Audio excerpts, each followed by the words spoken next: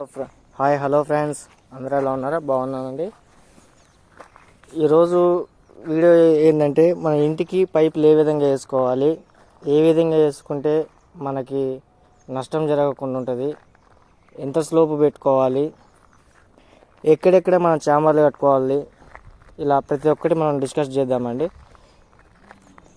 ముఖ్యంగా ఏంటంటే ఫస్ట్ ఇంటికి ఎప్పుడు కూడా బాల్కనీ అనేది 1 ఫీట్ కిందకు ఉంటుందండి.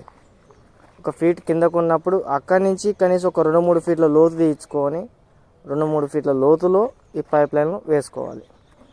జనరల్గా ప్లంబర్ ఏం చేస్తారంటే అంత లోతు తీయరు, ఎందుకంటే లోతు ఎక్కువ పోయే కొద్దీ వాళ్ళకి చాంబర్ లోతు నుంచి పైకి కట్టాలి కాబట్టి పని పెరుగుతుందని చెప్పనేసి మీదనే వేస్తారు. అప్పుడు మీరేం చేయాలంటే ప్లంబర్ గారిని కాదు, మీరు ఇల్లు ఎవరైతే ఇస్తారో బిల్డర్ గారికి ఇస్తే బిల్డర్ గారు అన్నీ చూసుకుంటారు, మీకు ఎటువంటి బాధ్యత ఉండదు. అదే సొంతంగా మేస్త్రిని పెట్టి కట్టించుకోవాలనుకునే కొంతమంది ఉంటారు కదా ఓనర్స్, వాళ్ళు ఏం చేయాలంటే తప్పనిసరిగా ఆ మేస్త్రికి చెప్పి పైప్ లైన్ వాళ్ళు వేసుకుంటున్నాము, ఒకసారి మీరు రండి, వచ్చి లెవెల్ చూడండి మేస్త్రి అని చెప్పని మేస్త్రి గారితో లెవెల్ వేయించుకుంటే మీకు ఎటువంటి ఇబ్బంది లేకుండా వస్తుంది. అట్లా కాకుండా కొంతమంది మేధావులు ఉంటారు, మేస్త్రికి ఒకటి చెప్తారు, ప్లంబర్కి ఒకటి చెప్తారు, వాళ్ళు వచ్చి వీళ్ళు మాట్లాడి కమిషన్ తింటారని కక్కుర్తపడి మేస్త్రి చెప్పకుండా చేసుకుంటారు. అప్పుడు నష్టపోయేది మేస్త్రి నష్టపోడు, ఇంటి యజమానే. ఎందుకంటే చెప్పినా కదా, పైపులు అనేది లోపడకపోతే లోతు నుంచి పైకి గట్ట అంటే చాంబర్లో పని పెరుగుతుందని మన ప్లంబర్ గారు, అంటే కొంతమంది ప్లంబర్లు మాత్రమే, నేను అందరిని అట్లా చాలామంది మంచి వాళ్ళు ఉన్నారు, అంతకంత కన్నింగ్ ఫెలోస్ కూడా ఉన్నారు ప్లంబర్స్లో.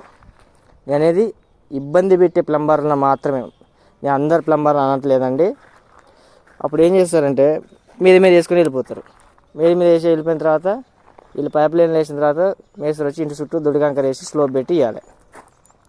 ఆయన లెవెల్ చేసుకుంటూ వచ్చే వరకు పైపే 2 ఇంచుల పైకి ఉంటుంది. ఇది ఎక్కడో కాదు, నాకే 2 సైట్లలో జరిగింది. 2 సైట్లలో నేను మళ్ళీ ఇంటి యజమానితో పైపులు మొత్తం ఊడదీయించి మళ్ళీ తవ్వించి మళ్ళీ చేయించిన. నా సైట్లలోనే జరిగింది ఇది. నాకు చెప్పలే, అప్పుడు నేను మేస్త్రిగా చేస్తున్నా. ఇప్పుడు ఇప్పుడు అట్లా వేయట్లేదు, ఓన్లీ మెటీరియల్ కాంట్రాక్ట్లో చేస్తున్నాం మేము. స్టార్టింగ్లో నేను చేసినప్పుడు ఏమైనా పడ్డ ఇబ్బంది అది. నష్టం ఎవరికి వచ్చింది? ఇంటి యజమానికి వచ్చింది. మెటీరియల్ లాసు, కొన్ని పైపులు బ్రేక్ అయినాయి, చాంబర్ రింగులు పోయినాయి, అన్నీ ఖర్చు వచ్చేసింది. ఇది మనం ఎలా పెట్టుకోవాలంటే ఇన్లెట్ అవుట్లెట్ ఉంటుంది. ఇప్పుడు ఇది పనిచేస్తున్నాడు చూడండి, ఇది బాత్రూమ్ నుంచి సెప్టిక్ ట్యాంక్లోకి వచ్చి ఇన్లెట్. ఈ ఇన్లెట్ నుంచి అక్కడికి 1.5 ఇంచు స్లోప్ ఉంటే సరిపోతుంది. మరీ 3 ఇంచులు 4 ఇంచుల స్లోప్లు అవసరం లేదండి. ప్లాస్టిక్ పీవీసీ పైపులు బర్రని వాటర్ పోయగానే వచ్చేస్తాయి. ఇంకొకరు ఏంటంటే నాకు ఆశీర్వాద్ కావాలి, ఆస్ట్రాల్ కావాలి, ఏ బ్రాండ్ అన్న, బ్రాండ్ సెప్టిక్ ట్యాంక్ వాటర్ లైన్కి బ్రాండులతో ఏం పనిలే అన్న. మీకు నందిని ఉంది, నందిని గోల్డ్ ఉంది, ట్రూఫ్లో ఉంది, ఏవైనా వేసుకోవచ్చు. మీకు ఏంటంటే ఒక వాటర్ పైప్ లైన్ మాత్రమే వేసుకోవాలి. వాటర్ పైప్ లైన్ కూడా ట్రూఫ్లో నెంబర్ 1 ఉంటాయి. అందరు ఏదో వెనకటి పేరు పడిందని చెప్పి ఆస్ట్రాలు, ఆశీర్వాద్ ఏవో చెప్తాంటారు. పైప్ లైన్లు వేసినా కూడా మంచిగానే ఉంటాయి, వాటర్ పోయేదానికే. దాని మీద మనం బరువులు వేయము, లోపల ఉంటాయి. వృధా ఖర్చులు పెట్టుకోకుండా తగ్గించుకుంటే తక్కువ బడ్జెట్లో మనం బయటపడగలుగుతాం. లేదంటే మాత్రం ఖర్చులు పెరిగిపోతాయి.